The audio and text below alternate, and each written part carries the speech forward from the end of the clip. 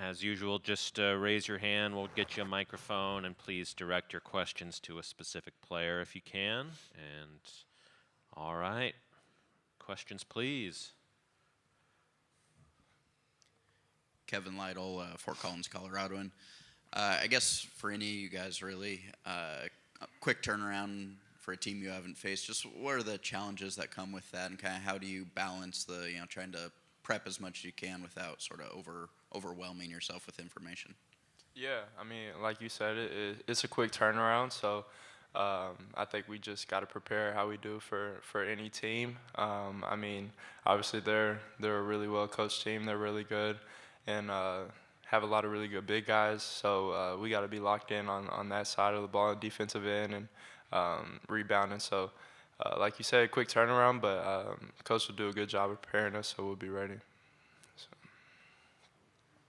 Kyan, do you want to answer that one too, maybe? Yeah, nah, just a lot of what he said. I think everybody is. I think everybody got one day to prepare, and so they have to prepare for us the same way we prepare for them. So it's a quick turnaround, but it's a quick turnaround for everybody. Thank you. LiveSchoolCSURams.com. Ask for a croc. You guys have never played Maryland in the history of the program. When it comes to approaching a team like this, how important is scouting for you guys? I mean, they got really good bigs, so I mean, just knowing the details and what they're really good at, they want to force feed the bigs. So just on the defensive end, rebounding and just containing their bigs. I mean, the guards are really good too. They're really coached team, so just containing their bigs. McAfee, inside the black and gold. For any of you guys, just looking at Maryland, obviously you guys talked about Maryland's big men, but when you look at their scoring, kind of 1 through 5, when you look at that balance, do you kind of approach Maryland defensively to try and maybe cut off one guy, or I guess how do you try and maybe contain that or kind of limit their efficiency? Yeah, I mean, obviously like you said, they have really good bigs, and like we talked about, but they can also really hurt you from the three. As well with their shooters around. So, I mean, just continuing to be locked in on that side of the defensive side of the ball and containing the bigs. So. Jalen, Annie Peterson from AP. You guys are the 12th seed, yet you were the favorites against Memphis. Do you guys feel like underdogs here at the tournament? I mean, I feel like we don't really look too much into the underdogs or look into seeding. We're just here to play, and we just try to take one game at a time and have the same mindset that we have had in the conference tournament, whether it's March Madness. So we just try to have the same mindset going into it. Croc, for you, just what's this NCAA tournament experience like? What was it like being out on the floor for that yesterday and kind of going through being part of this whole process? I mean, it's definitely a blessing. It's very exciting as well because, I mean, not many players get to be on that court and experiencing that feeling, so it's definitely exciting out there. And, Lake, for you, just how different, or is it different for you going through this now compared to your first one as a freshman? Yeah, for sure. It is. I mean, it's still the same stage. And it doesn't really get old being able to come back to play in March Madness. But, yeah, I mean, I have a completely different role from when I did as a freshman. So, but it's just take it how it goes. I mean, it's an awesome feeling. It's a blessing to be able to play in this. So. Kyan, for you, I'm assuming during the recruiting process, there's kind of a vision laid out of kind of reaching this type of moment and these type of games. So what's it been like, going through that process of kind of learning last year and then getting to play it, experience it, and have these big stage opportunities? Yeah, nah, it's just a blessing. I knew what it was coming here. I knew who I was behind, and I knew I was just going to learn last year and get better throughout this year. And I think just everything is just accumulated up to where I'm at now. So I'm just blessed to be here and just excited to get out there with my teammates. All right, anything else for the guys up here? All right, thank you. Thank you. Appreciate it. We'll have Coach here in a few minutes.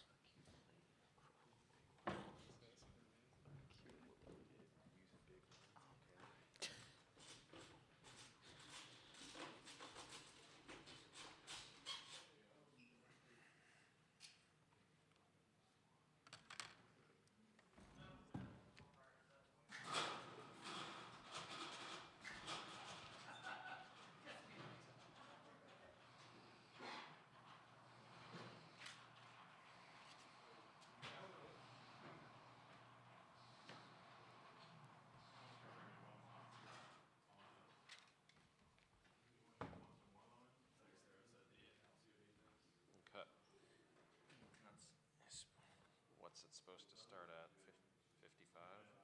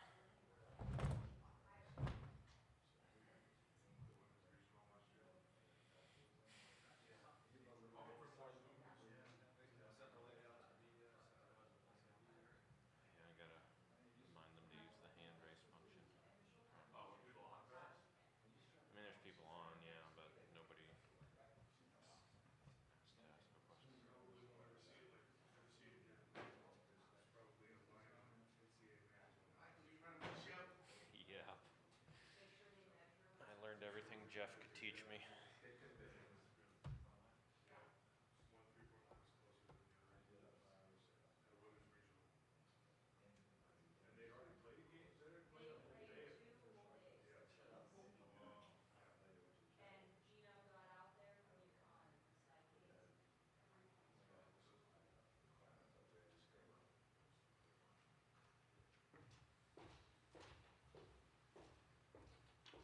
Welcome back, Coach. How are you? Good, thank you.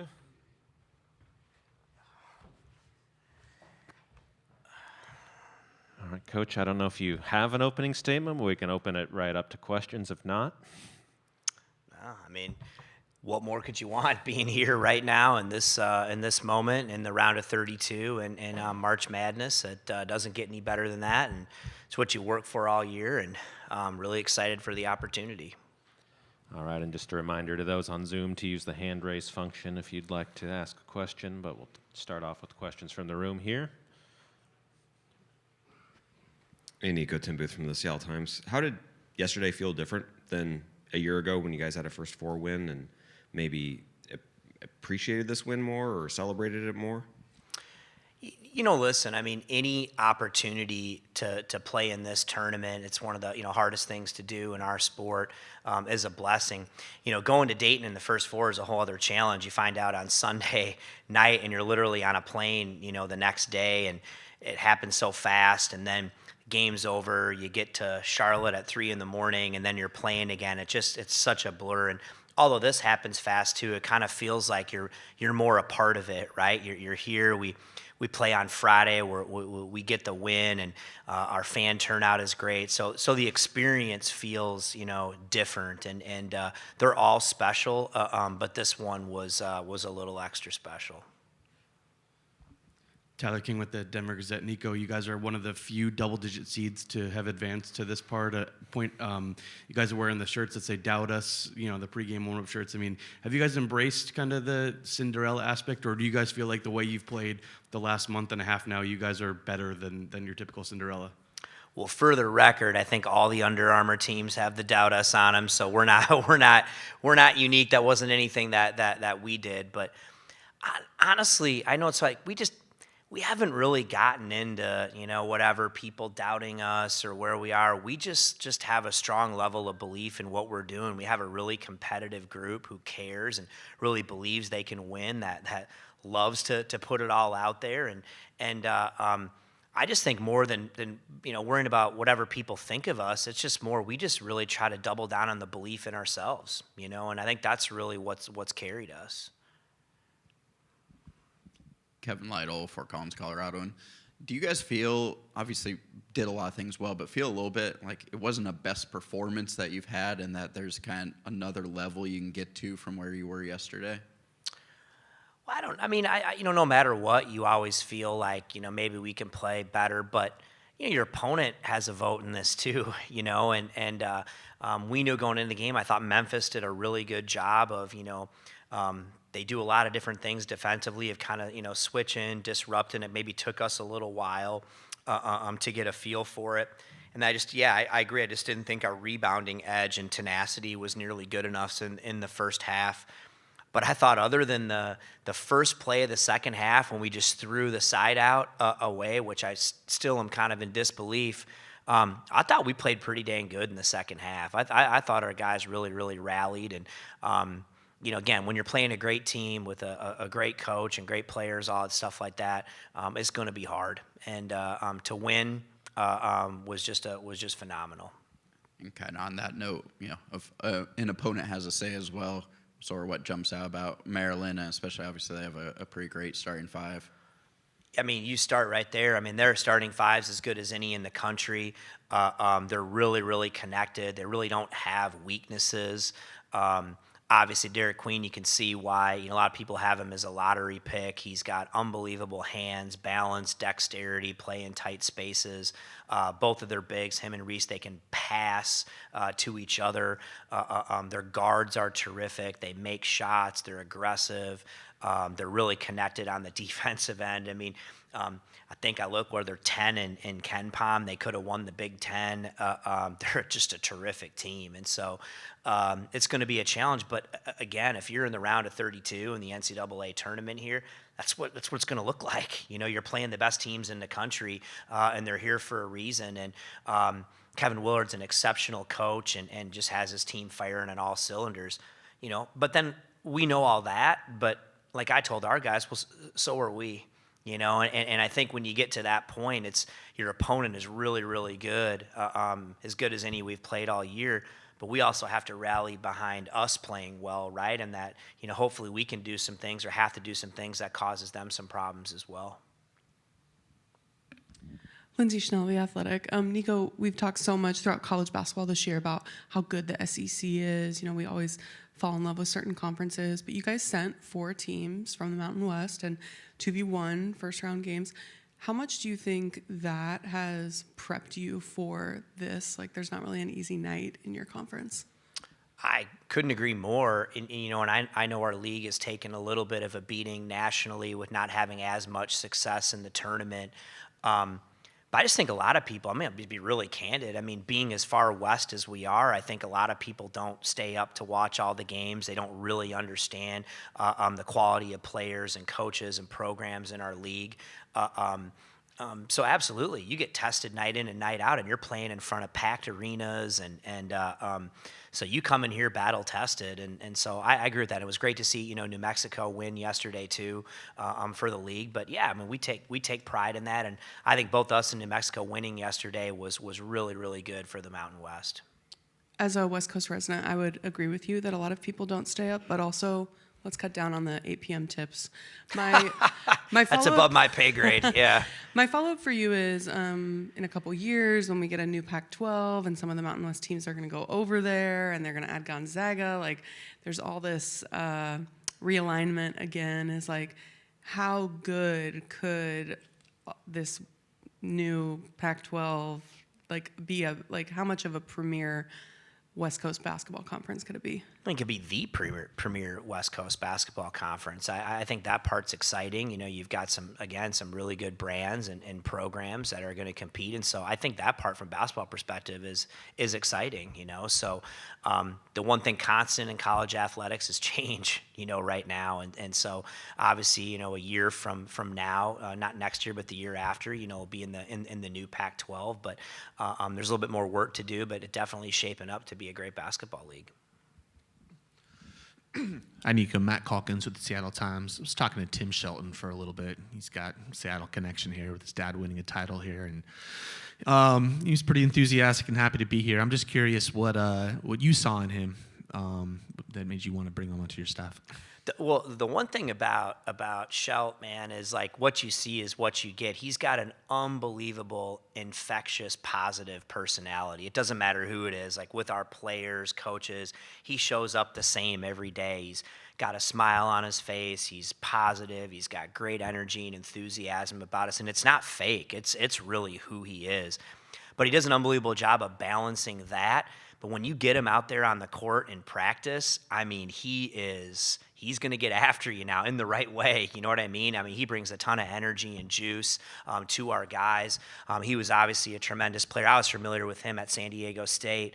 You know, I thought he was the best charge taker in the country. When he used to be able to take off ball charges, I said they were flops, but he was either the best flopper or charge taker.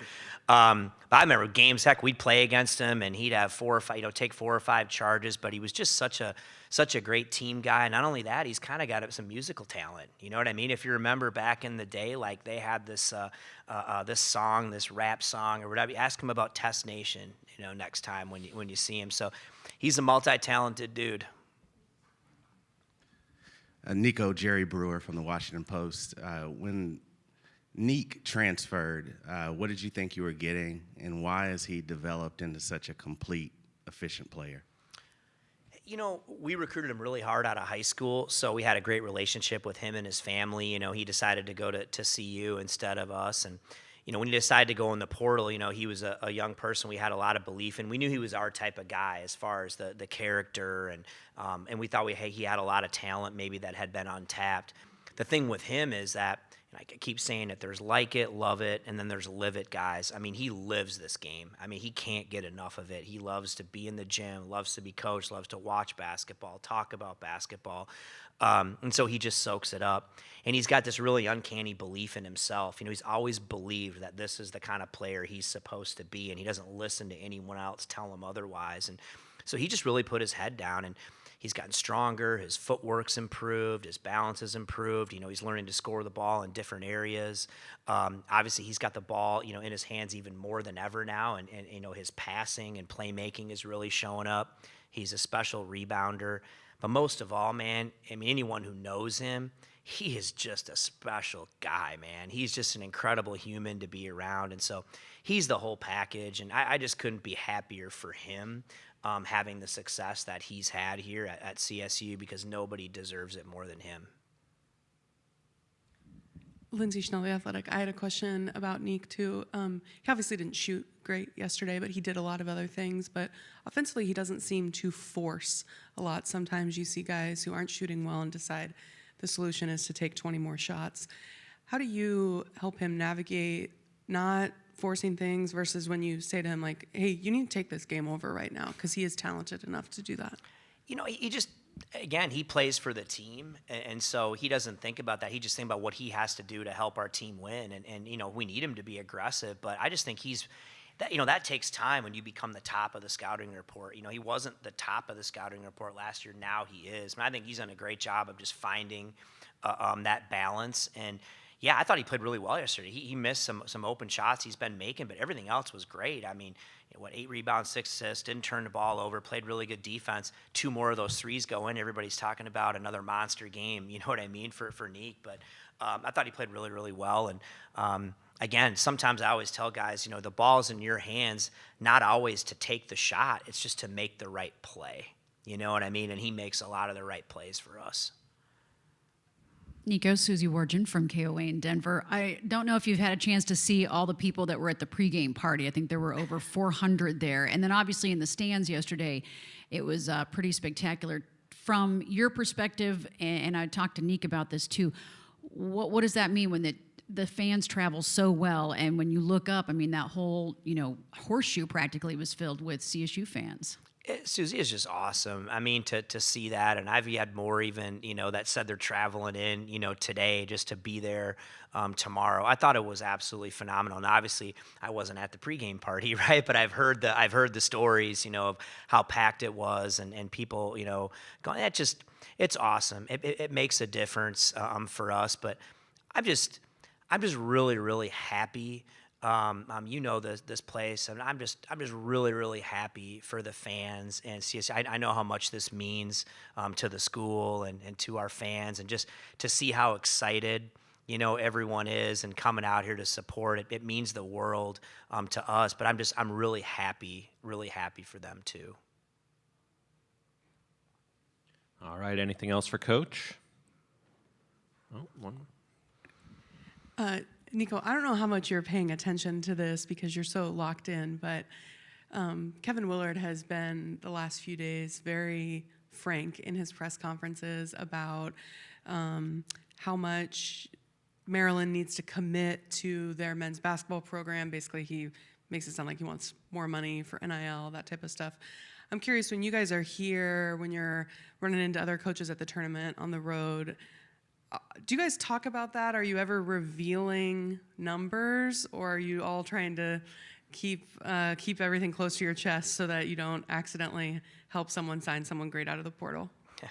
What I say, death, taxes, and coaches talking about NIL, right? I mean, that happens all the time. I mean, that's kind of the deal right now, obviously. So, I didn't, Coach Willard, whatever, perceived or whatever he's got going on there, I understand. We're all trying to figure this out, right? What that looks like at our own schools, and how much is enough. We always feel like you need more because you want to compete. We're all competitive. We want to compete. Everybody invests so much in this deal to try to win at the highest level, and that's kind of the name of the game. And so, of course, we're all talking about it, and this stuff just continues to evolve, and But I'm happy for the players, that they get an opportunity to participate in this, and hopefully we're moving in a direction that we're going to have a little bit more transparency and a little bit better rules of engagement, so we can all kind of know what this is moving forward. And I think we're moving in a good direction. We got a little ways to go here to completely figure it out, but I feel better about it maybe than I did 2 years ago. So in this new weird world that we're all in and trying to navigate, how much does it matter for a coach to be a great recruiter, to be able to build a relationship versus just kids and parents want to go to the highest bidder? Well, I can only speak for myself. I value it, you know what I mean? And I think, listen, we're not perfect or anything like that, but I think we've got a great culture here. We've got great people. We've had 3 guys in a row in our program who were all in the combine and chose not to go in the transfer portal here. And so I value relationships personally, so that's how I'm going to recruit. I want to do it the way that I want to do it. And I still think those things matter. Obviously, there's a financial aspect that matters, and I get that. It should. But I think that players also, you got to look past that too. What's my experience, or am I going to get better? How do I fit in? What's my relationship with the coaches? Am I happy here? All those things. And I think there's things that are bigger than just that. So I think those things still matter. I don't buy into this, that it's completely transactional, and I don't buy into that. And of course, this is big business, huge business. And that's part of it. And so that part exists, and I'm not naive to that at all. I completely understand it. But I also think the other things matter too. I really do. And to the right kinds of people, the people that we want here to coach, those things, have to matter. And I think you can do both. All right. Thank you, Coach.